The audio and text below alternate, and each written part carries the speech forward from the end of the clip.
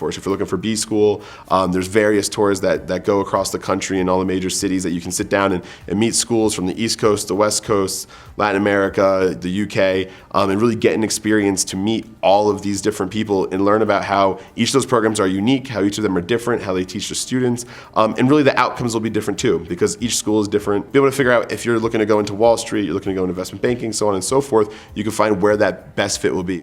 First of all, I would recommend attending some of the general industry events.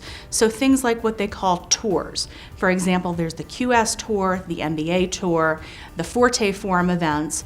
All of those events are set up typically in an exhibition hall, and there are tables. There are representatives from schools from all over the country and the world. They send their admissions officers in, and candidates can ask one-on-one questions.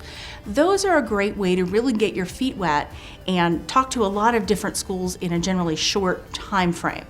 However, one tip I will give you, because those fairs are typically crowded and you want to really accomplish a lot in the short time you're given, you actually might only have 2 or 3 minutes with an admissions official at each school. Make sure to do your research in advance. Get on the internet, get all of your basic questions answered, and then use that precious time that you have with the admissions officers to dive deeper and go to that next level to get information that you're not going to be able to find anywhere else. The second type of events I encourage candidates to consider are those offered by the schools themselves.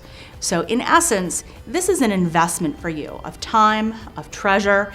It is something you need to really look into. Visit the schools you're looking at. Get a feel for what they're like. Meet faculty, other students, administration firsthand, and see how you feel on campus. In almost all cases, many of these events are free or a very low cost, and I think you'll find them very much worth the investment to help you make your decision.